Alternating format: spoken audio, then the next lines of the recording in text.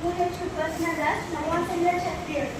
PMC government high school Kusumati ସ୍ୱର୍ଣ୍ଣଭଦ୍ରରୁ ଆସିଛି। ମୋର ହସ୍ତଲେଖା କବିତାଟି ମୁଁ ବର୍ଣ୍ଣନା କରିବାକୁ ଯାଉଅଛି।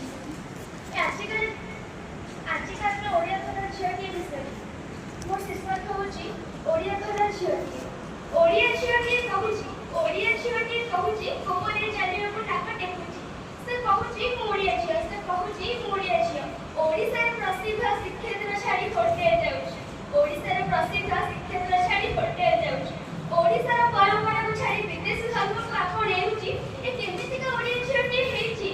ମୋ ଓଡ଼ିଆ ଜାତିର ପ୍ରିୟ ପଖାଳକୁ ଛାଡ଼ି ବର୍ଗର ବିରିୟାନୀ ଆଡ଼େ ନଜର ରଖୁଛି। କୁହ ତ ଏ କେମିତିକା ଓଡ଼ିଆ ଝିଅଟିଏ ହେଇଛି। ବୋଉ ବଦଳରେ ମମ୍ ଡାକୁଛି, ଭାଇକୁ ବ୍ରୋ କହୁଛି। ଜୟ ଜଗନ୍ନାଥ କରେ କାଉଁଠି ସିଧେ ଓ ମାଇ ଗଡ୍ ବସୁଛି।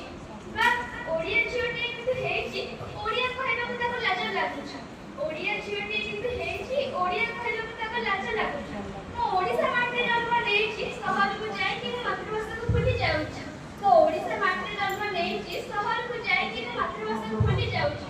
ଓଡ଼ିଶା ଝିଅମାନଙ୍କୁ ସମ୍ବଲପୁର ଶାଢ଼ୀ ବେଶ୍